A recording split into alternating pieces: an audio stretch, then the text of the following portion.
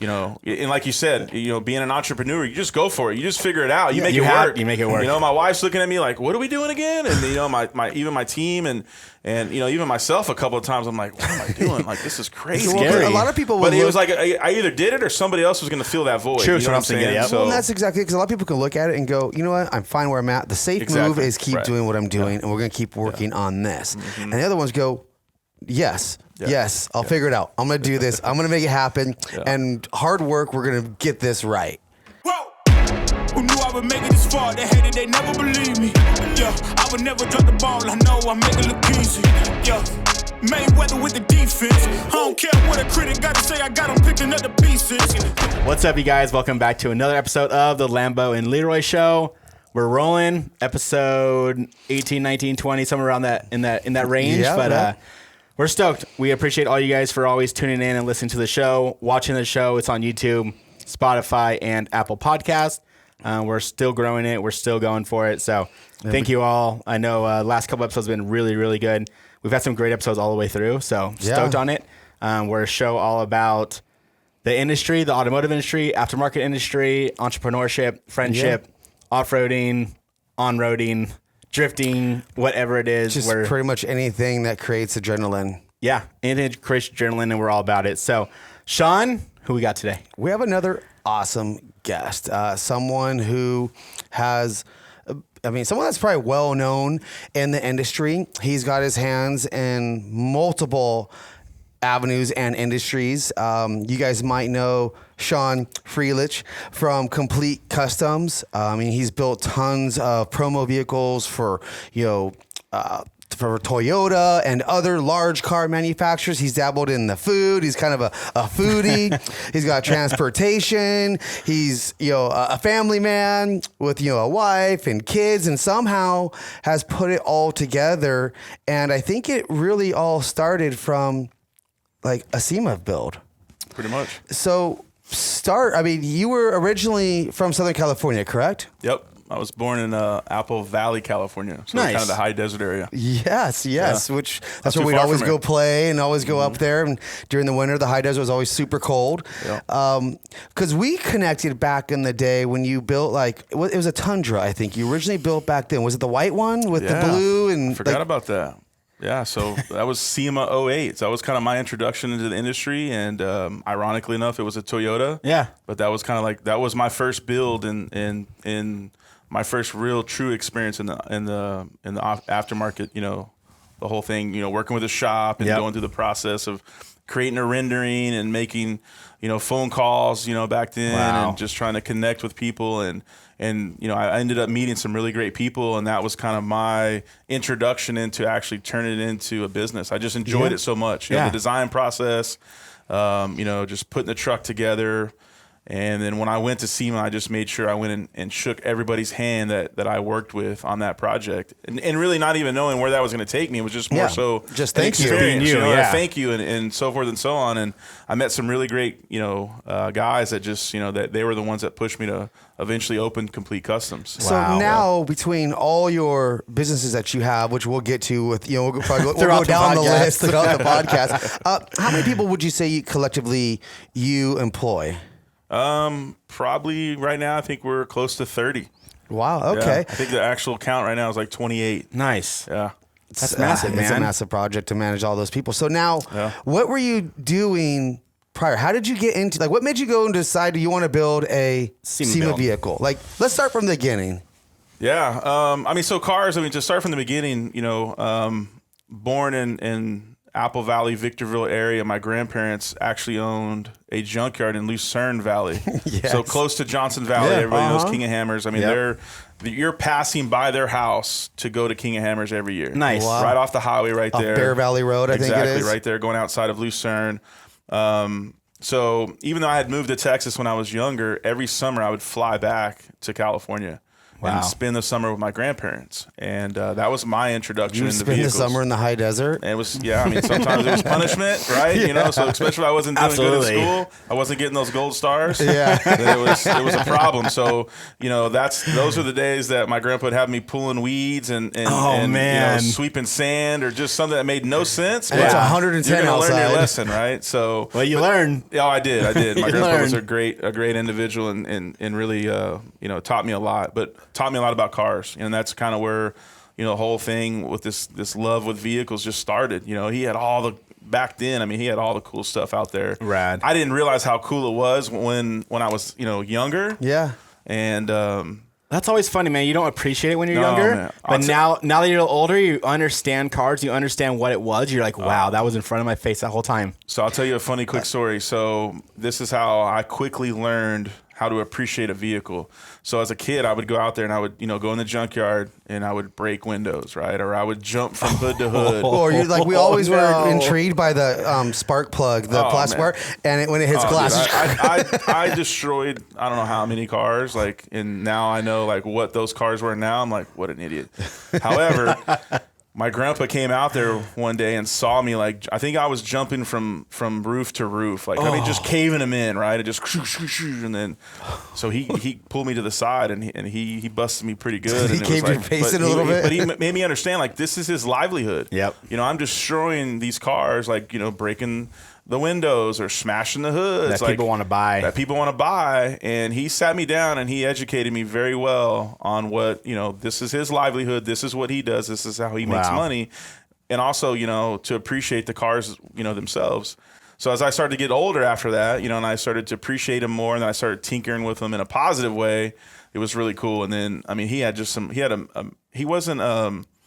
was kind of a hoarder, man. He would get all these really cool cars, and then he would just let them sit out there and, you know, just deteriorate. I mean, they really can't rot too much in the high desert. They didn't. But I mean, he had like a matching '57 Bel Air. Wow. And the truck, and I remember those sat by this pool that they had by the pool house, and they just rotted. I mean, he would just let them sit there, and the tires would start to rot out. I would play in them as a kid, get in them, and then you start to see the interiors just start to rotting, gets it whatnot. old. But I mean, he had all the cool stuff, and like, you know, looking back on it, and as I started to appreciate him and understand what he had, there was a guy actually that was from Australia, and he just happened to be driving from Palm Springs, I believe, and had a flat tire right in front of my grandfather's house. He was headed to L.A.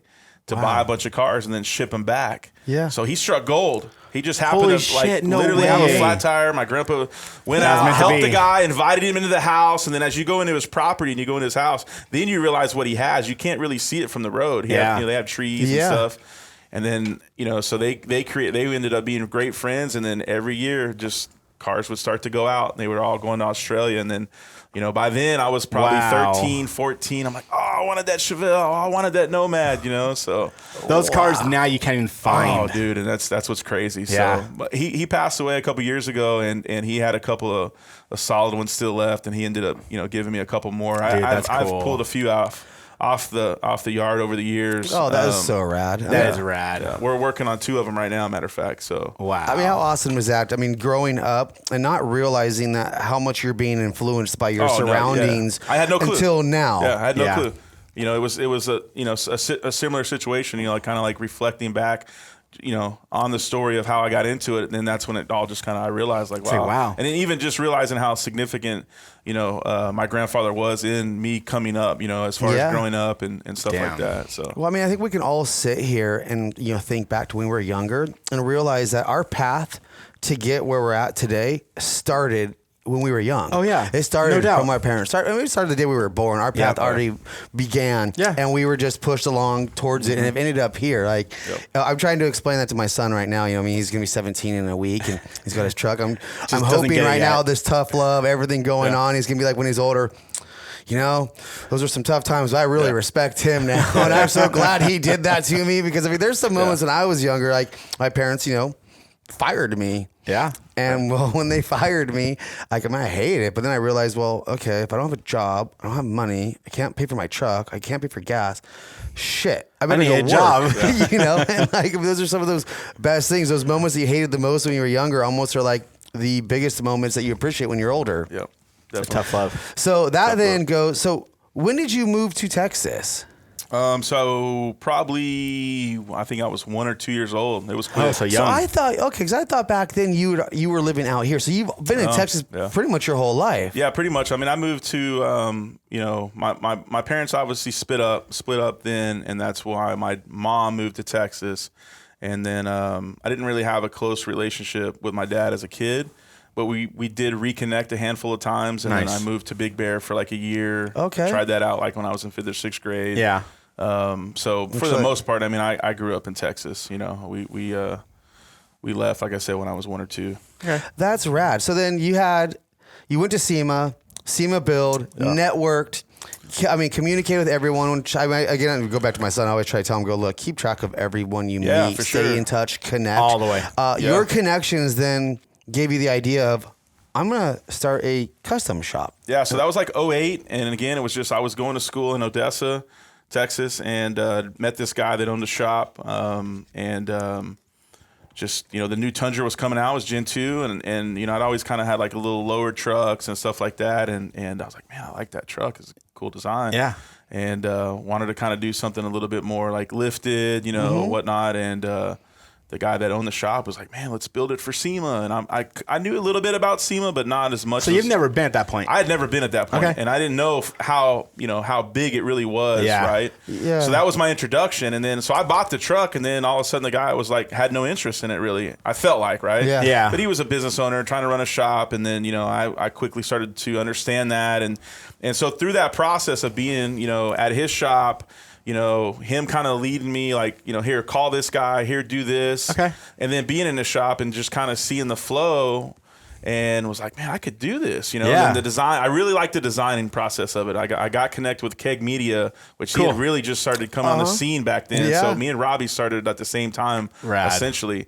And, so working with him and then giving him the design and then seeing it come to, come to life in a rendering format, it was like, oh, cool. And then it being built, like that just blew me away, man. It was like it was from awesome. rendering to real life. I mean, exactly. It's so cool in reality. Right about that time, like renderings are being done electronically. It's kind of gravitating out of, they were being pencil drawn before. Yeah. Like I have so many renderings that were just pencil drawn, and you're sitting there trying to explain to these people like how to do it. Yeah. And you'd have it pencil drawn because it was easier to at least get a concept than try to explain to the painter and hope it turned out right. Hopefully it's right, yeah.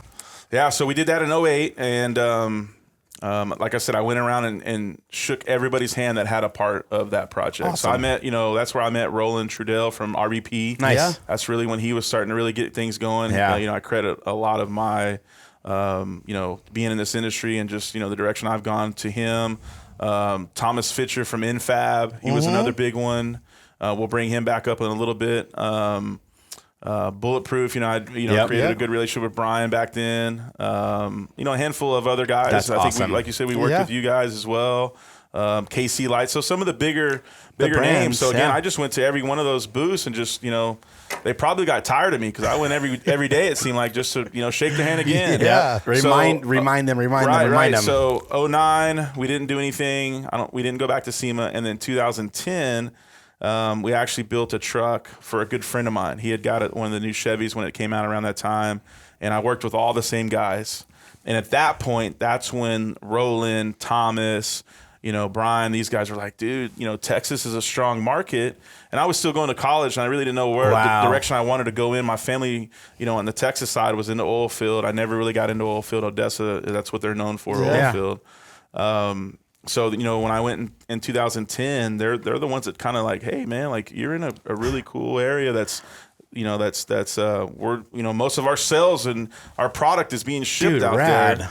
And that's where it all kind of happened. We opened up Complete Customs in 2011. Damn, dude. And just, mainly, again, just accessories was our thing. Even as a kid, though, or, even a young entrepreneur, you want to create a business plan, right? Yeah. So you want to shoot way up there. You want to go shoot for the stars, right? And just... that's part of, being a young entrepreneur and then, creating a business, right? And so you have all your goals and everything per se, right? Yep. Mm-hmm.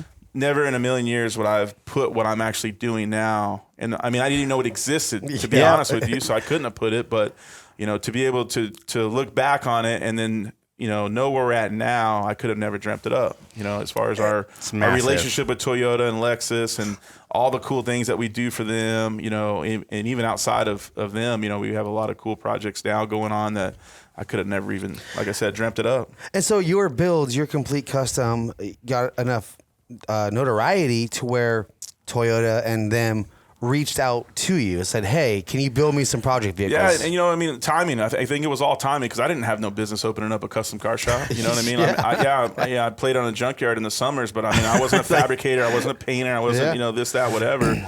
And, timing wise, internet, as far as social media really started to take off around that time. So we were to utilize that.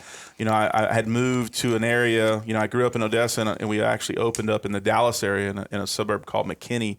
And that area was growing up. So, everything the stars all aligned for us to quickly gain some momentum as far as complete customs in the brand. And we did. It was awesome.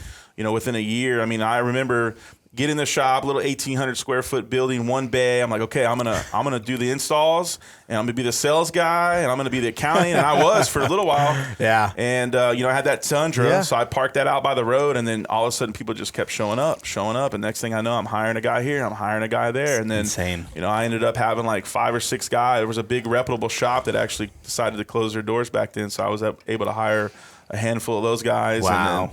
And then we just started growing. How long did that first shop last you? That one single bay shop last you? Man, I think we were there for around 2 years, man. Wow. And then we moved into a 20,000 square foot building, which is where we're That's still a big at. jump.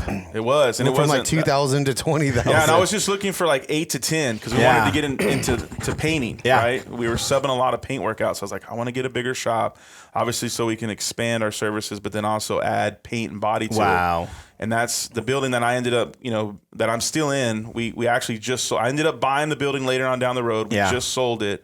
And now we're building a new facility in Van Alstyne, which is about 15 minutes further north than where we're at. And that's a really cool project. But yeah, going back to that, even that building, I was looking for like 8,000 square feet. Yeah. And the guy that had that building, his name was Charles Holyabar, another guy that I give a lot of credit to where we're at now.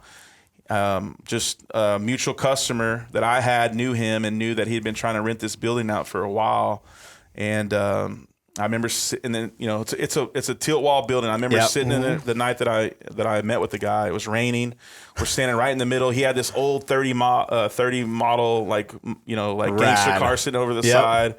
And he was like, I'm going to rent you this whole building, sir. And I'm like, he kept calling me sir, right? Yeah. This guy was like 70. Why are you calling me sir? Right. And I was like, well, Mr. Holyabar, this is way bigger than what I need. I need half this. I was under the impression you were going to be dividing this up. Let's break this up. And he's like, no. He goes, I'm going to make you a great deal, and you're gonna take over the whole building, and then eventually you're going to be busting out of this building. I'm like, okay, man. Thanks for the confidence. Like, I don't even know this guy. In me. And you know what? He's like, wait, who sold who on this one? Oh man, and that was like I don't know if that was a Thursday or Friday, but I know we were supposed to connect on Monday, and I'm thinking I got to go all weekend of not knowing what he's gonna, because he was like offer, like, you know what I mean. So I think he ended up calling us that Saturday, and it was stupid. Like, the price, the rent was unbelievably cheap, which allowed us to go into a building that was way bigger than what we needed. And sure enough, we eventually had to sell it and build something bigger. So, well, people always look at people growing, and sometimes they can be envious or jealous of their growth, but I don't think they really understand how stressful that growth is for a business owner. You're really putting a lot on the line. It's the scariest part, man. You're increasing all your payables. You're increasing your margins or decreasing your margins, and a lot of times it's do or die. Like, it has to work. And I think that's really the recipe for success is there is no other option. Failure is not an option. Yep. So you have to make it work. Like, that first year, it was probably filled with so many unknowns. Oh, well, it still is. Honestly, it is. Yeah, right now, we're going through it. We've had a lot of growth in the last couple of years. We probably, I think we're at 27, 28 employees. I think now you go back, right before COVID, and I think we were probably at 10. Wow. So, we've grown in the pandemic. You know what I'm saying? Now, is that complete customs only, or all your other businesses combined too? It's just complete customs as a whole. You know what I'm saying? Everything we pretty much do now is all somehow, some way tied together, right? We do have, complete customs transport and car prep, which that is you know, that is a service that we exclusively offer to Toyota and Lexus only. Wow. There's a lot of other companies that do what I do, and they do work with multiple manufacturers and whatnot, but they've been so great to us, Toyota and Lexus. Like, it's just like, I'll build it around them to be able to accommodate them. Yeah. And it's really worked out. And we've created some great relationships. You know, like I was telling you guys earlier, we were able to, you know, somewhat buy out our competitors here in the California area. Even though that Toyota's moved to Texas, this is still the mecca to do production. You know, Yeah, I mean, yeah. you know For that, sure it is, you know, yeah. Firsthand, you It know, I mean, is. there's just so much around here, you know, as Everything's far going as on the here, beach, and then yeah. you got the mountains, and then you got The desert. The desert, you Yeah. know, you have it all right here within a 100+ mile radius. Yep. So for us, you know, we were still doing a lot of production stuff here, but not as much because Precision Prep was the go-to here. Yeah. We were the go-to in Texas. In Texas, yeah. Right. So, you know, But the production is smaller in Texas. exactly On that right. end. Exactly. Yeah. They're not doing near as much As they are here. So when we had that opportunity to, you know, Precision Prep, those guys, Doug and John, decided to retire this past year, and it just was a super happened. opportunity that we couldn't pass up. So, you know, and like you said, you know, being an entrepreneur, you just go for it. You just figure it out. You make it work. You make it work. You know, my wife's looking at me like, "What are we doing again?" And you know, even my team and you know, even myself a couple of times, I'm like, "What am I doing? Like, this is crazy." Scary. A lot of people will But it look- was like I either did it or somebody else was going to fill that void. True, You know what I'm something, saying? yeah. So, Well, and that's exactly because a lot of people can look at it and go, you know what, I'm fine where I'm at. The safe move is keep Right. doing what I'm doing, and we're going to keep working on this. And the other ones go, yes, I'll figure it out. I'm going to do this. I'm going to make it happen. And hard work, we're going to get this right. yeah. And that's bitching. So going back to getting that 20,000 square foot building. Yeah. Okay, you move in there. You have all this open space, really, I at did. this point. Yeah. You have to buy lifts. You have to start filling space. Yep. How did all that work out? It just did. Yeah, it just did, right? One lift at a time. It did, yeah, exactly. You know, I mean, we're still a growing. That's what's so crazy is we're still a growing company. Yeah. Like I still have those stressful nights. For sure. Of, you know, payroll and this and that. I mean, it's like, you know, you obviously want to get to the point to where you have some comfortability, some consistency. And, you know, I mean, yeah, we could have probably stuck to some things that we were, you know, like when we started, we just did lift kits, wheels, and tires, Yeah. trucks and Jeeps. That's what we were known for. You know what I mean? Like you go to all the magazine covers that are in our hallway and it's all, it's all trucks and Jeeps and all the things, Yep. and, you know, but it's humbling for me because that's what got us in, you know, the position that we're in now. So rad. But, you know, even still growing and going through all those trials and tribulations. I mean, we've scaled back, you know, again, COVID was weird for everybody, right? I mean, it really, Absolutely. it made you like sit down and evaluate some things that maybe you wouldn't have in the past, right? Because Yep. again, you're just going, and you're like, oh, okay, you know, I'll do that, I'll do this, and this will work, and maybe this doesn't. So going through that, you know, we were able to, you know, weather that storm, and then coming out of that, we've shifted and some things like we stopped doing full restorations and stuff like that. So now I've been able to kind of sit down and say, okay, hey, you know what? As much as we want to be complete customs and do everything, like let's start to scale back and really focus on some things that we know that we're good at. Full resto is probably something you just kind of did just because you enjoyed it. And it was. So I did it early on and got away from it and said I'd never do it again. And then got into it right before COVID. And Started doing it again. And then even during COVID, I'm like,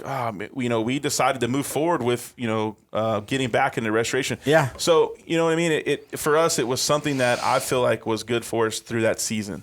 Good. And then coming out of that, you know, thankfully I was able to, you know, to kind of relocate some other projects and whatnot, and you know, focus our energy and our resources on other things that you know that we're good at, and that you know that makes more sense for our business as a whole. Yep. You know, I mean, through business and stuff, you're always going to have some of those times, like a recession, a slowdown. You go backwards. This pandemic, you lose key people, lose something. But those moments I think, are really intended and designed to strengthen you. Oh, 100%. Because you always 100%. come out of them stronger. You know, let's say a recession, you slow down, you lean things down, you kick things up, and then you restructure things and you charge forward. You're always going that same direction. You always get your eye on that prize. No, you're 100% right. I mean, I could tell you just, you know, less than a year ago, kind of just sitting down with my wife and just reevaluating some things, and like, man, you know, should we have done that? Should we have not done this? You know, and just, you know, but restructuring everything, and then now going back and looking at it, was like, all right, man, that makes sense. That sucked for a little while, right? Yep. I mean, those were some tough times and a lot of unknowns and uncertainties. But now being able to reflect back on it, you know, I mean, not saying that everything's where we want it to be at, but we're going in the right direction, right? Yep. And that's where it's more, when you do have those little bumps in the roads, you're like, oh, that's no problem. Now I can understand it, process it differently, and handle it differently than I, definitely different than when I was in the first couple of years. Because I was a firecracker, man. I was like, oh, this is not going right, man. Getting mad and throwing things around and screaming and hollering and stressing and not sleeping and all the things, and putting a lot of that anxiety on the people around me. And just over the years, you start to understand you're going to go through. You understand it. I don't care who you are. Because you've made it through it. You made it through the times. You keep going. You keep going. So there's always going to be up and downs, up and downs. Well, if there weren't problems, then I don't think there's a business, right? True. Like, if you don't have problems, something's wrong. Yeah. And it's not because you have the big problem is your business isn't there anymore or something. And for us now, moving forward, it's like, okay, you're going to have problems, right? But now if we want to focus on, doing our transportation and our production stuff, I have a great team. But something's going to happen. You know what I'm saying? Unfortunately, a truck's going to break down and it's not going to allow us to get there on time, or, something's going to happen to a car while it's being filmed or something like that. But again, these are things now we're more prepared for. We're able to put a lot more emphasis on how we want to grow those departments and those services and stuff like that. So it's fun, but we still get to do all the cool builds. We got a lot of cool builds going on right now. Nice. With some bigger, some of the bigger brands. I can't really say a lot of the names right now, but again, it's just opened more and more opportunity to where, not to take away from doing a lifted truck or a Jeep, we still do those, but all this is kind of just ripple affected into all these other cool things that we're doing. And like I said, as a young entrepreneur, I could have never designed that on my business plan. I would have never been. You know what I mean? Like it just happens. You can design the start. It totally. And I feel like my business plan was way out of reach. To be honest with you, I remember sitting there writing it. And I'm like, okay, what does Complete Customs represent? I want to be able to do everything. Mm-hmm. Are you crazy? There's not a lot of shops that do everything. And we got to the point where we did everything. You know what I'm saying? For the most part, you have to reach for the stars, man. You got to reach for the stars. But so even knowing then, okay, I'm reaching for the stars and all this, and then the things that actually happened and the things that we're actually doing now is surreal. Now, how easy is it for you to have that same mindset as you go forward with new ventures? Is it easy to kind of go into things, or do you find yourself sometimes overthinking them a little bit? I'm definitely an overthinker, and then I have my core nucleus around me, like my wife and my good friends, and they're like the taco thing. Like we started the taco trailer. Yeah. Oh yeah, I want to go into that in the middle of a pandemic. You make me hungry every time I look at your feet. I'm like, seriously, oh my gosh, it looks so amazing. So there's a lot of things that inspired that little business or endeavor, whatever you want to call it. But first, I'm going to build a taco truck that looks awesome. Yeah, I'm going to sell awesome tacos. I'll just give you the quick story on that. Yeah, give us I want to hear the story. So basically, I've been a foodie my whole life, or not my whole life, but I'm a foodie, right? And before I actually opened up Complete Customs, I spent about 6 months. We had moved to the Dallas area from West Texas, and was really just trying to figure out what I wanted to do, like what path was I going to go. My wife was in the process of getting her career going, and what she still does to this day. And here I am, just kind of like in limbo. My family and all my friends are in oil field back in West Texas, and I don't want nothing to do with it. Yep. So I was actually going to open a food truck up before I opened up Complete Customs. And in Dallas was one of the last major cities that jumped on that bandwagon. And come to find out, it was because all the city officials and everybody that was involved in all that actually had brick and mortar restaurants. Oh, so they didn't want people having food trucks. They didn't want nobody. And I'm learning all this as I'm trying to get into the business. At its best. So I spent 6 months and was preparing a menu, creating a concept, designing a food truck, and all the things. And then I literally at one night, right before I was going to pull the trigger on ordering a food truck, I told my wife, I said, I love to cook, but I don't want to do it for a living. I was trying to juggle my schedule. How would my schedule be? Okay, if I wanted to serve breakfast and lunch, but be home for dinner, what is that going to look like? Well, that means I'm going to have to be up at 2, 3 in the morning, and then I'm going to be tired to even hang out with my family. Yeah. So long story short, I opened up Complete Customs instead of a food truck. And you worked the same hours. Exactly, right? So fast forward 10 years, we had actually done some stuff with Kevin Costner and built him a really cool Toyota Tundra. Brad. Created a really cool relationship with him and some of his guys.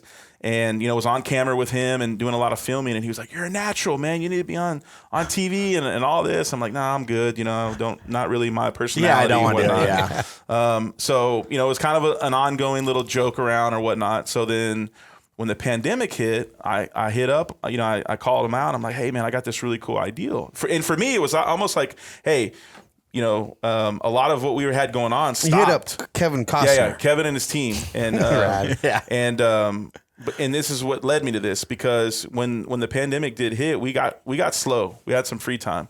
But for me, it was a way for me to realize, like, something, can change the direction of your business really quickly. True. And not that I was comfortable or anything of that sort. It was just like, it was an eye opener for me. And we had kind of been pushed back, like we had kind of like our social media wasn't as big as it was before. We didn't put a lot of energy into that. And I remember just sitting there. I'm like, you know what? I have this great ideal. I'm gonna call and pitch it to them and just see what they say. Yeah. So I call them like, hey, this is this ideal I got. It's taking food and integrating it into the car culture, and creating a taco truck, and then this trailer will take like once a month and go do a car show and get all the car enthusiasts together and. It was a way for me to say, hey, this is a way we could grow our business in the community, right? And, have some fun with it. Yeah, I had all this free time all of a sudden. You know what I mean? So it's like Cars and Coffee, but you're doing a different one, but the dinner version. Exactly. So I call him, I pitch it to him, and I think it was Gary, which was one of his right-hand guys. It was Gary and Mark, and I think it was Gary. He's like, I'll be there next week. You're like, for what? I was like, whoa, hold on. It was just an ideal, man. I said, I was literally just, thinking about it. I was driving down the road and I wanted to call you. I was actually in California. I was like, I just wanted to call you and like put this ideal in your head. Like, what do you think? You know what I'm saying? He's like, I freaking love it. I'll be there next week. We're going to start filming next week. And I'm like, whoa.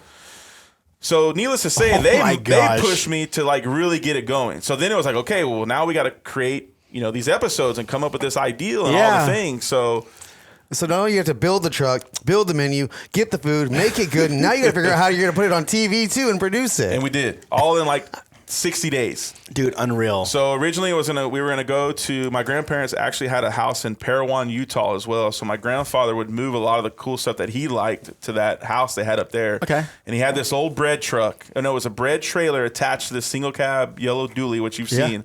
And so the original goal was we were gonna go up there and get that whole setup. Yeah. Turn that bread trailer into the taco trailer, and then lower the truck, and that was going to be the setup. Sick. Well, unfortunately, a 1980 model, trailer has like all this crazy, like just weird brake system and like the drum brakes, everything. It was insane. So the logistics of getting that trailer back to Texas was tough. If we were going to go, you need like a little boy or something to get it home, and then building it out in a timely manner to then be able to film. So we ended up 86 in the trailer. We took the truck. A friend of mine was selling a food trailer in Odessa. We picked that up on the way back, and then we filmed really quickly. So it was like, okay, cool. And then we had a couple other projects that we were working on at the time. That we just, how TV is. I mean, you got to build them quick and whatnot. So we put some really cool stuff together, created some really great content. It never really went anywhere, and it was more so like within the timing, everything kind of started to pick back up, and then everybody got it. Back to work. They had been sitting on the couch for a little bit, so they went back to work, and then so I kind of look at it like it was just there was a reason for it all, for sure. And but back to the taco trailer, the menu we created, and it was just like insane. So then when we did what was the soft opening, which was for filming purposes, we had a lot of people that came out to it, right? Awesome. We had a cool car show. We probably had, 200 plus people came out. Wow. And people went crazy over the food, over the tacos. Rad. So then it was like, and these are tacos that you created. Yeah. So a good friend of mine, Chef Adam, he worked at a restaurant that we actually did the soft opening in their parking lot called Loco Yoko in McKinney. Rad. And they helped me put it all together. And he used to have a food truck, so he kind of, peeped game on some things and whatnot. Again, not really it was like an ideal potentially of turning it into an everyday food truck. And so the response was just insane. So my phone started ringing. Hey, can you come cater this? Can you do this? Where are you going to be at next? Rad. And again, had a few, had some extra time. So we just started taking it out. Some catering events. And lines were showing up and we were selling out a product. And so me and my wife did it for the first 6 months. Damn. Every time that trailer went out, it was her and I. And then we had, the name actually came from my lead painter at the time. His name was Shorty. So we named it Shorty's, and he's actually that little logo. Sweet. And it was also that's rad. Create this and then give him, because him and his family would go on the weekends and go to swap meets and sell tacos. Just a little griddle thing. Yeah. So the original, some of the ideals of how we could spin this thing off and make it all just work was I could give that to him as well, and he could use on the weekends instead of showing up with a table and a tent. That's cool. He could have this really cool Everything's trailer. in the trailer. So we had all these great ideals.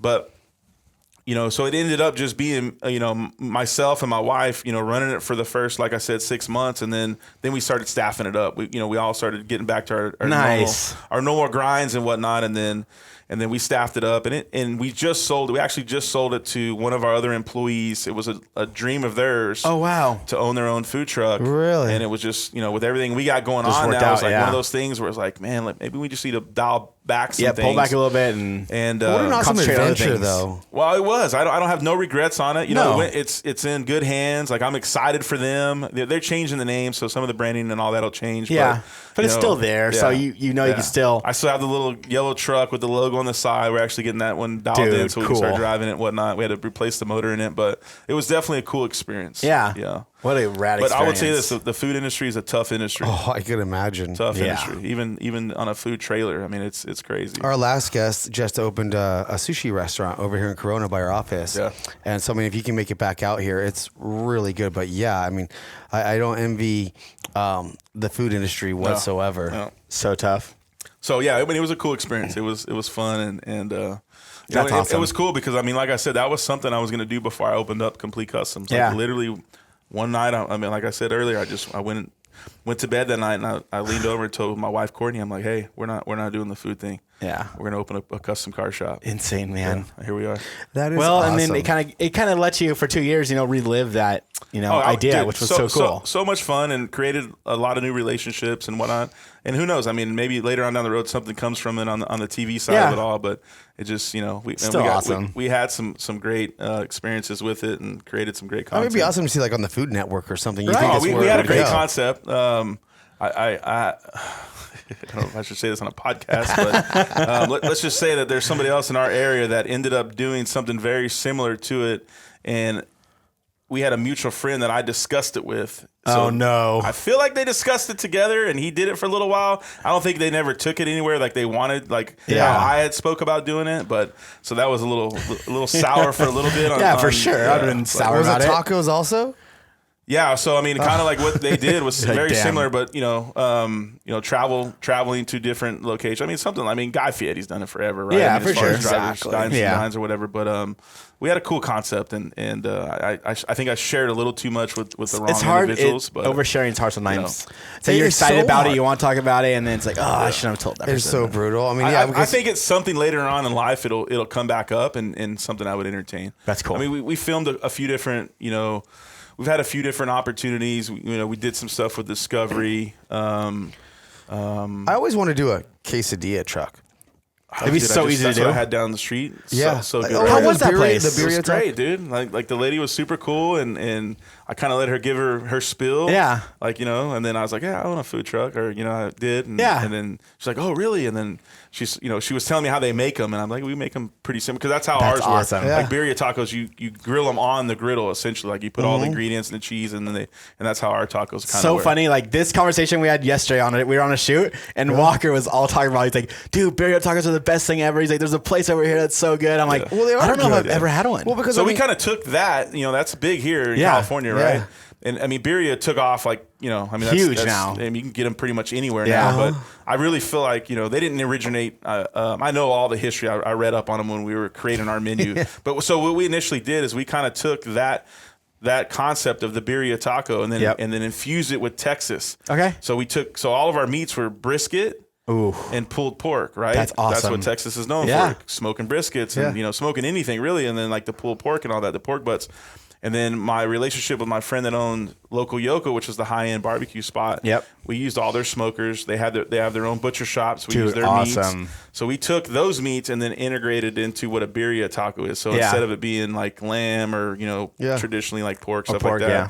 I mean, we did do it with the pork butts, but the briskets. Yeah, a little and then different. the process of how they would cook them and stuff. And that's where we is felt like we awesome. had a little something different. Than, You said you read up on the beginning of it. Yeah, like I went down the rabbit hole deep when I was like creating this menu. Because I feel like it would have started from it's like a leftover or that late night snack type of thing where you took what you had, and threw it threw it on in the there, grill. threw it on the grill. Like, how did it start? Where did it come from? The birria, like the whole thing, like I don't remember all the details on it, but it was I mean, it was a spin off of the taco, and just like doing different things with it, and just kind of having a little bit. But I mean, the history of it was way more significant than it just being like some guy, a street vendor in California and LA, like just did this really cool thing with this taco, and then it created this whatever. Burial taco. That's it actually had some true history. I don't remember what it was all behind it, but it had some like significant history. It's really cool. You can't go wrong with a good quesadilla. Like the other night, I made some chili Colorado at home, and I was like, you know what?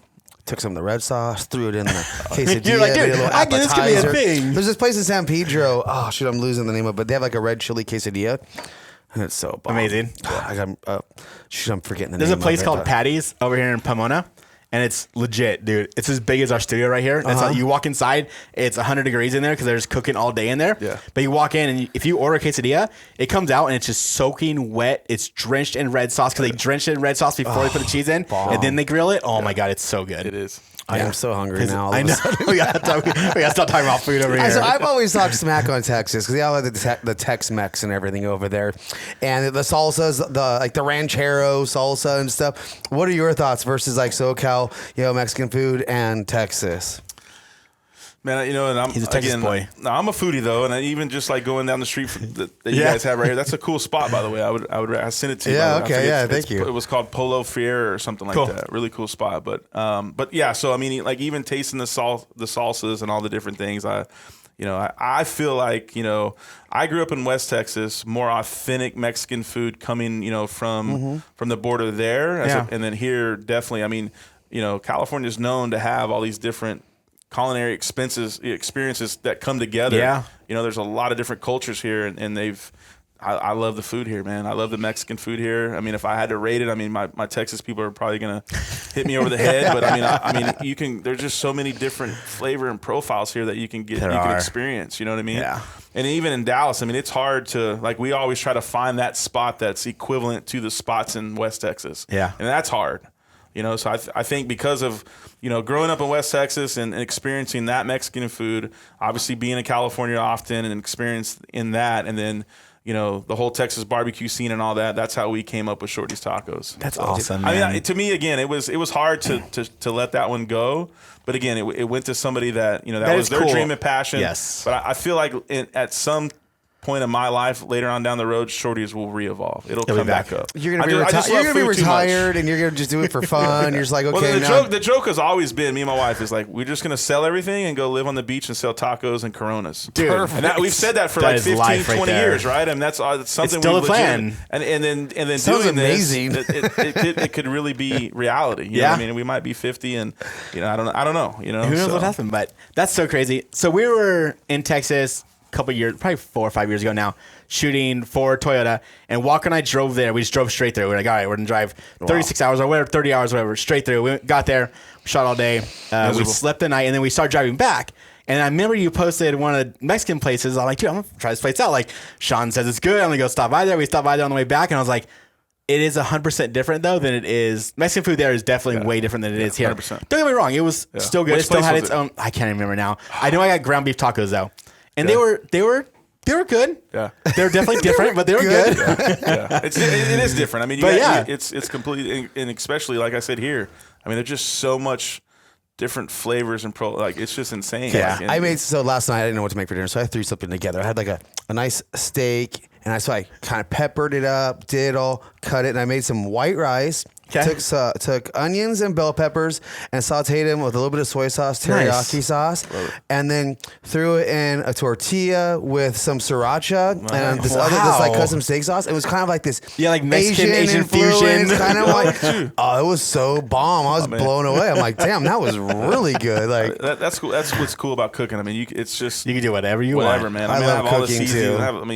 I cook a lot at home. Yeah, I cook all the time at home too. My wife's got a. I need to get on your seasoning game, dude, because I see your seasonings you post all the time. I'm like, damn, that just looks delicious. Now, have you ever tried the Gibson seasoning? No. They have a Gibson seasoning for steak, poultry, chicken, everything. Because there's a Gibson steakhouse, which is supposedly like high end. Okay. I think it's in Indianapolis and stuff. Yeah, I didn't know, but one of my buddies gave it to me, and it's actually bomb. I mean, I still go back to like the Montreal steak seasoning every once. You really can't go wrong with that if you're in a pinch. It's like it's got everything you really want in it. We do a lot of meat church. So Matt. That's right, meat church. Pittman's a good friend of mine, and he started meat church, and it just went to. He's like I mean, next level now. He's all over the place. I feel like it's everywhere. It's everywhere. Yeah. He's everywhere. You know, I mean, he just really took it to the next level. So we do a lot with them. I mean, he's got a lot of great seasonings, and I mean, I cook a lot of different things. It's awesome, man. My buddies do a lot of the smoking, and I haven't got into it yet, mainly just because it's not instant. Well, and I haven't spent the time to really understand it, and I know it takes work. It's challenging, man. I mean, you know, I mean, it's I mean, even like a brisket. I mean, I still don't hit the mark sometimes, and you're just like, what? I just so frustrated all that time. This piece of meat, and like 20 hours later, and I'm like, what did I do wrong? Yeah. You know, I mean, it's smoking's challenging, especially when you go for those long smokes. I mean, if you don't have a system and have, you know, everything dialed in, I mean, the end product might not be good. It sucks, and that sucks too. It's like no, it's so I mean, frustrating. I think it does intimidate a lot of people. For I sure. remember when I first started, I mean, it was like, man, what am I doing? Like, you know, and the first one wasn't like all that great, you know. And you could easily at that point just be like, I'm not doing that again. You know, I'm not wasting 20 hours of my life and a couple $100, you know. And meat. Well, so I mean, I don't want to ask you to name drop, but throughout your career, I'm sure you've been introduced or met tons of different people. I mean, who are some of the standout people and most influential people through your career that you would say, I mean, that you can remember the most? Yeah, so I mean, kind of going back to, you know, the first build that I did and working with some of the bigger manufacturers at the time, and some of those guys are still, you know, pretty significant to our industry. But you know, Thomas Fisher was a big one for me. He was the owner of InFab. He's one that, you know, donated product to that Tundra build, and he was one that I went and shook his hand and really just, you know, enjoyed talking to him. Man, he was very, you know, very helpful in you know, all different aspects of life. You know, I mean, I remember talking to him about opening the shop and talking to him about life, and you know, he eventually sold his company and did very well. But before all that happened, he actually had a relationship with Toyota. Right, so this is the guy that got me into Complete Customs in 2010, encouraged me to open up a shop, and then when Toyota moved to Texas, which now is a mutual friend of ours. His name is Sam Bedford. He actually reached out to Thomas and was like, "Hey, man, you know, because they all moved here from California, most of their teams, and they're like, man, we don't have any shops that we can work with in Texas. You know, do you have somebody that you could recommend?" Okay, you know, because they had great relationships with a bunch of shops here in California, of course, right? Yeah. So Thomas gave my friend Sam my information, and so I give Thomas a lot of credit for, you know, me starting Complete Customs, and I give Thomas all the credit for that introduction into Toyota. That's cool. Well, and it was a simple thing. It was like doing a wrap, just like a basic wrap with a logo or something on it. The thing was, Complete Customs was still extremely new then, right? When he made the introduction to Toyota, yeah, and we had been around for a while. No, we'd been going. So you're a couple years down that point. No, we were at the new shop already, and we had some good momentum going and whatnot. And then he made that introduction, and then still, man, everything that we do now for them is obviously, you know, came out, you know, from that introduction. Well, I guess what I was going, he made the introduction not so much to the shop, but to you as a person. Yeah, for sure. And you as the person that he knew. Yeah, and that's why I said we had a mutual friend. You ran our with mutual it. friend now, which is Sam, he had a great relationship with. And then even going back, so one of his last projects, he actually was significant in the Kevin Costner Tundra build. Nice. So I would fly up here. In fact, me and Thomas went to Kevin's house on 2 separate occasions. That's so awesome. Dude, And that's he unreal. like hand drew like what he like. So if you go back and look at that build, it's got this gnarly roof rack that's all designed and you know, attaches to the side of the camper. I mean, none of that stuff was off the shelf. Wow. It was all custom custom. made to what Kevin drew on a napkin. Man, we were literally sitting in his This is living my room, idea. and he's drawing. I mean, we had to scale him back a couple of times because he had, you know, some crazy ideas that you know wouldn't work. You know, how do you tell Kevin Costner no? Dude, that would be the hardest part, man. I mean, not to get off topic, but how intimidating is it rolling up to Kevin Costner's house and knowing you're going to go to his house and talk to him? Massive. Right. No, I mean, I mean, we've worked with a lot of celebrities and athletes and stuff like that, but Kevin was definitely on another level. He was probably definitely one of the coolest guys to work that's with. amazing. You know, and then, you know, again, like you said, being it wasn't necessarily. I remember driving the first day up because we drove up from LA. Actually, we drove up from Hermosa Beach up to he lives up the coast a ways. Okay. And I remember just driving up there, and it was me, Thomas, Sam, and Paul, one of the other guys, marketing guys from Toyota. And we were just, talking about, I mean, and they've done some amazing projects and worked with some amazing people. Yeah. And it was like, we were all excited. We were going to Kevin's house. And again, we've all worked with celebrities and athletes and whatnot. And then Kevin Costner, it's like, and then you get there, and then he's just like this down to earth, just super cool guy. You're all standing at the door with the biggest smiles ever, like just. And he was too. He was so pumped and excited, and that's what made it cool. Like he literally designed that truck, and he used it. I have it at the shop in Texas now. Do you have the truck? I have it back. Really? in Texas That's now. awesome. Yeah, we're doing some stuff to it and whatnot. But wow. yeah, that whole process was just really cool. But going back to what you asked, as far as who was significant in my. For me in the industry, and Thomas was definitely one of them. And again, and that's, that story, for him introducing me into starting Complete Customs. And then I also give him credit for the Toyota relationship is, it's massive. That's massive for me. I don't know where I would be if I didn't, build that truck in 2008 and go meet some of these guys in person. Yeah. And you would be on just a different path. You would still be as successful, but a different path, which is crazy, man. And I tell people all the time, it's like, people are like, dude, you're so lucky to be doing that, or you're so lucky that that person introduced you to that person. But it's like, if I didn't know that person, that's fine. I would have been on a different path because we all have the same mindset of we want to hustle, we want to work hard, and that's fine because we could get to where we go no matter what. No matter what we do, we're going to get to where we need to go. So, I mean, it's all the path, man, which is that you take and the hard work that you put in to put you to where you are. Yeah, for sure. So, and again, I mean, I'm still learning. I mean, there's still a lot of opportunity, a lot of growth. Oh, dude, always, man. So I mean, you never pass it up. Yeah, that's why you're probably still successful. Is you realize that you're not done yet. Oh, yeah. You still have something to learn. Yeah. Every day you should learn something new, whether it be bad or good. Yeah. But you should have a learning experience every day, Yep. no matter how small or big it is. Well, especially even in the new thing you've taken out with the transport and the car prep. Now, people at home, a lot of people probably don't understand what that is. They just think car transport, like, oh, you're towing cars places. Yeah. Explain to people what it is and what you guys do, because it's a massive undertaking to do what you do. Yeah, for sure. So, I mean, basically what that represents and looks like is, when you see a commercial on TV, in this case, a Toyota commercial, they're in a really cool area, whether it's, they're in the mountains or they're at the beach or, wherever they may be at. Most every commercial you see obviously is somewhere you probably would like to go on vacation to. Of course. I mean, it's not all created like within like Photoshop or video editing. No. There's a whole big world out there of production. So basically, I mean, those cars have to go to that location, right? You can't just drive them there. No. So that's the transportation side of our business. So we have, I think at this point we have 11 trucks and trailers that are all enclosed trailers, all different sizes, for different, different areas and obviously car count. Your insurance carrier's gonna love you. Oh my God, it's insane. We could do a whole podcast on that. Yeah, I'm serious. So basically, we'll take these cars, and it could be anywhere from 1 car to 30 cars. Oh my God. Right. So then we take those cars to that location, and then we're there with those cars. So those are our cars. So you're taking care of them, making sure we're they taking get care there, of them, cleaning making them, sure like Brian and his team is not, we're not allowed to drive them. We're not really got to get inside of them. They have their guys that wipe them down the whole time. We want an inch over, they move it an inch over for us. Our Brian says, "Hey, take the door off so I can get this perfect angle of the dash. We got to take the door off." Legit, that's so funny because we did that for the Prius, and your guy Randy did it for us, man. There you go. So Randy took the door off for us. Yeah, I mean that's common. I mean it's gotten, I've heard some crazy stories of back in the day where they're like cutting the roofs out, like doing some crazy things because I mean equipment wasn't as you couldn't quite get there. It is now. But again, we're taking care of the cars the whole time.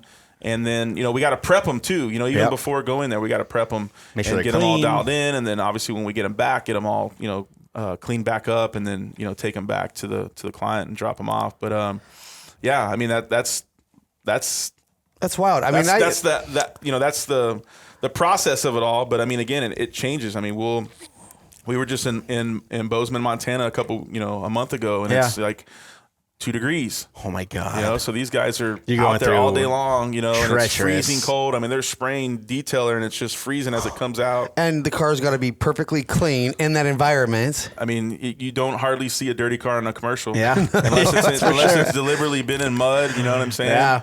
And I mean that. And what's cool about that though is a lot of the stuff that we shoot are cars that are coming out, right? Mm-hmm. So back to the build side of things, I mean, we work on a lot of projects, prototype projects for them as well. So we actually touch these cars, work on these cars before. So cool. And then that just kind of integrated into us having the knowledge and being on set with these cars and having the experience. Like Randy, I mean, Randy's one of my main guys. Yeah. And he actually used to work in the paint department and worked on a lot of the Toyota projects that we did. And because he knew the cars so well, I integrated him into our transportation team a while back, and now that's what he does full time because he knows those cars. Like an example was the Toyota Tundra that just came out. I mean, you had your eyes on that months, maybe even a year before the general public was able to see it. Yeah. So we do a lot of different things with them behind the scenes as far as getting those vehicles, product correct, or they might have one that comes over, a prototype, and then they might say, hey, we want a different color. We want to present this truck and our car in a different color. So we'll physically hard paint these cars to a different color, or they'll, like when TRD came back out, or even when TRD was reintroduced. I mean, basically we did that whole lineup. Taking a stock vehicle and then converting it to what it would represent from a production standpoint when they did put them into production. So changing the shocks, changing the wheels and tires and all that things. So again, just helping them create, a product correct vehicle that they can film a commercial, do a brochure shoot, whatever it may be. Before the vehicle actually goes into production. So because they can't just make it's harder for them to make a one-off. It's harder for them to make a one-off than it is to give you a stock one. Say, hey, we want this to be like this. Yeah, they're not in production yet most of the time. So that's what's really cool about it. So I mean, it's again, you have social media. We don't post a whole lot on what we actually do behind the scenes and all on the big scope of things, but that's where it's surreal for me sometimes. It's like, wow, we're really doing this. Like, this is so rad. It's something that you don't think about when you are sitting down as a young kid wanting to create a business plan for a custom car shop. You know what I'm saying? And some other cool stuff. Like, we do a lot of the marketing vehicles, right? So it's been cool because a lot of them that Ryan at West Coast was doing for Toyota for a long time, we actually are doing a lot of them now. So it's cool as a kid watching West Coast Customs and seeing him build some of these vehicles for like Toyotas and some other big manufacturers and stuff like that. And then now we're having the opportunity to do exactly what he's been doing here and still does. So that's been kind of cool. And again, it's just like it's all just happened and developed to where. And we've been so busy and whatnot. I mean, I've got to sit down sometimes and just kind of reflect on it. And that's when it's really cool. That's when you start thinking about all those stressful nights and, all those decisions that you have to make as an entrepreneur and, financials and all these things. But then when you sit down and really just evaluate it and like, oh, man, come on, man. We just had a quick discussion about it earlier. Like, we don't have it that bad. Exactly. I mean, we could sit here all day and talk about all the things that are not going our way. Right? Or things that we'd like to change. But there's so much positivity that we're doing, man. There is. And as me, now having 2 little girls and over 40 now, and just really like being able to step back and humble myself and evaluate where we're at. We're not we're not there yet, but we're closer. But you're getting there, and we're going in the right direction. And I mean, just the way that it's happening has been surreal. Well, like with my son when we were racing, it's like if you never had a loss, you wouldn't know what a win is. Exactly. So true. Right. And in those moments, you're thinking like, man, this sucks. I don't want to do this no more. But it's what's big about that is being able to go back and reevaluate that and then realize like, oh man, whether it was 6 months ago, a year ago, 2 years ago, whatever it was, whatever circumstance, being able to go back and reflect on it and know where you ended up. That's powerful. That's big. So awesome. That's the growth that I've been able to experience as an older adult. Whereas before, I mean, I was a ticking time bomb, man. I was a firecracker. I mean, you talk to some of the guys that know me from my younger days, are like, dude, my nickname was Bruce Banner for a reason. You know what I mean? I'd get mad and rip my shirt off and all the things and just I can't even see that. That's a lie. Exactly right. So I mean, so that's probably what you would say. I mean, like we have a lot of young listeners and stuff on here too. I mean, if you could give them just one bit of advice, moving forward into life, what would be that one bit of advice? Man, just don't give up. You know what I'm saying? I mean, 100%. I think that's the biggest thing. I mean, a lot of people give up and I mean, that says it all, really. I mean, just don't give up. I mean, you're going to have people doubting you, people knocking you down. Yeah. And, if you're doing it for everybody else's opinion, then you're doing it wrong. Yeah. I mean, if you believe in something and you have a business plan of some sort. You're not going to have the perfect one. Again, using myself for an example, I could have never imagined to put what we're doing on my business plan. Right? Plan is such like a weird word to use. It's almost should just be more of like an idea. Here's my business idea, or my business direction. This is the direction I'm going. Because I looked at it as a vision board. Like that's kind of how I looked at it. So I had all these cool little ideals and whatnot. And I remember, my wife's big into all that stuff, and we usually do a vision board every year, and that's kind of how my business plan was created. It was like all these cool little ideals, and then actually putting something there to visualize and shoot for it. That's awesome. So it's a new year. I guess you got a vision board. What's some stuff that we can look forward to seeing from Complete Customs? Man, I think for us now, it's just we have the new building going in Van Alstyne, so that's a really cool project. When's that going to be done? We're probably 18 to 24 months out. Cool. We're still in the design phase of it all. So, I mean, we're working with architects and civil engineers and like doing it from the ground up. That's a cool. That's awesome. also another like surreal moment where like when I'm in the middle of doing it, I'm like, we're really doing this. We're really doing this. We're building a building to suit like everything that we do. And like it's just that's exciting. So for us, that's our big push this year to break ground. Yeah, that's another like you think after all these years being in business, trying to replicate some of those big moments.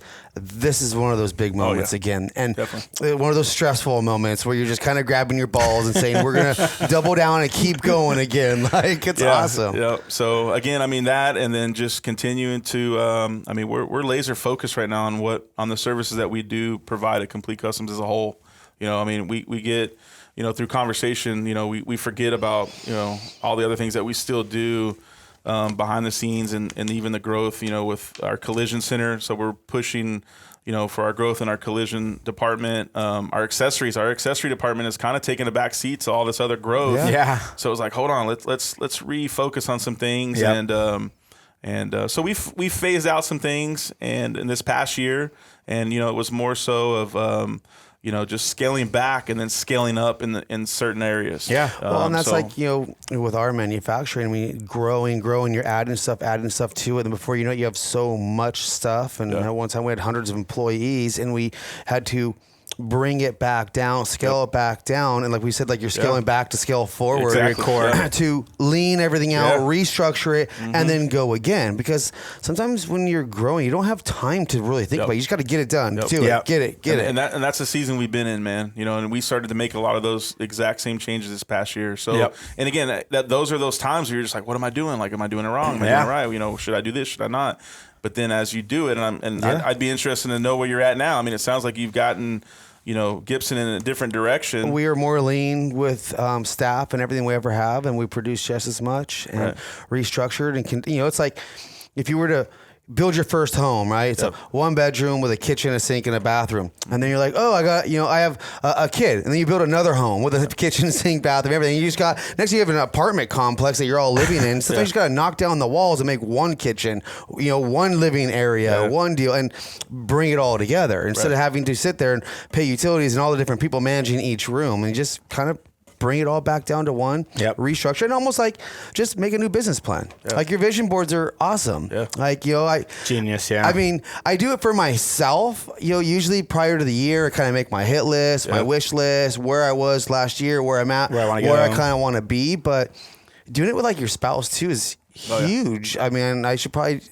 involve my wife more in that too. I mean, but you should probably involve more the whole team too. Everyone, where does everybody want to see this? Like where, you might get some crazy ideas that are unrealistic, but those usually spawn other good ideas, right? Definitely. Well, that's awesome, man.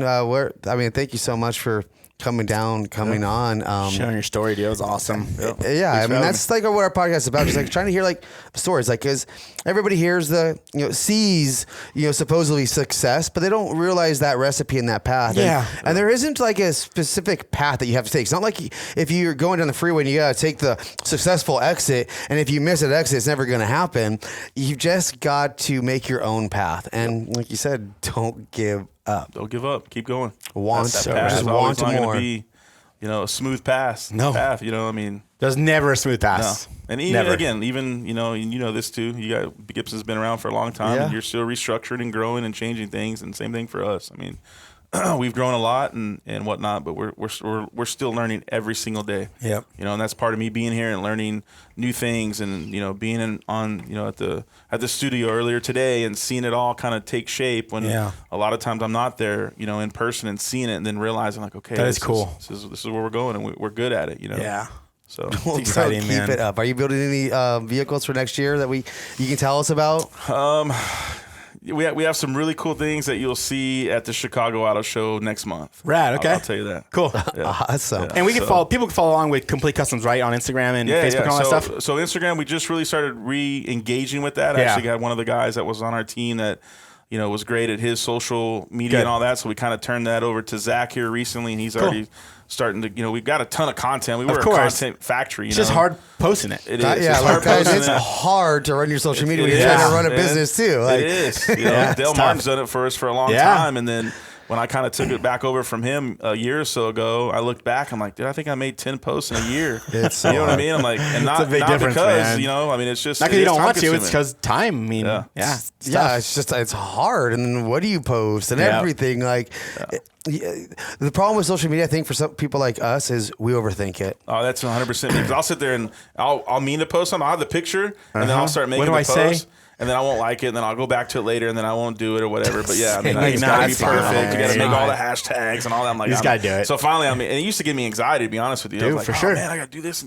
So finally, I just was like, hey, I'm not going to focus on it. Yeah. And then just kind of let it go. And then now I'm like, all right, we need to re-engage. I mean, it's still a good platform. No, You know it what is I mean? still a great platform, man. Are there any new products or new trends or anything that you kind of see coming out this year that kind of excite you, or anything that is kind of stand out? I mean, I feel like our industry is kind of in a lull of, you know, trends right now. I kind of feel like, you know, the pre-runner stuff's kind of getting more strength nationwide, not so much a West Coast one. The big wide wheels, the color. I mean, do you see anything kind of coming different or anything that, you know?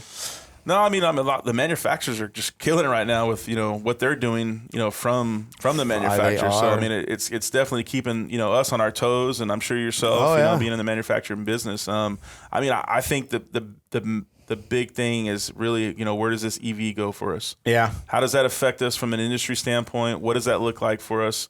You know, even as, you know, as we progress in that, you know what I'm saying? Like that's What blows me away is how we're literally driving around iPhones now. The technology inside these vehicles are absolutely nuts. I had talked to somebody recently, just like last week, and it was like the significant like revolution changes in the world, and it was like the Model A, right? Yeah. And then I think it was airplanes, and then there might have been something else, and then he said iPhone was like you know, like that was a crazy whatever, and then I don't know if there was anything between that and then now the EV like that. That's going to be. I'm sure there's probably something in medicine or something in there, but it was very limited.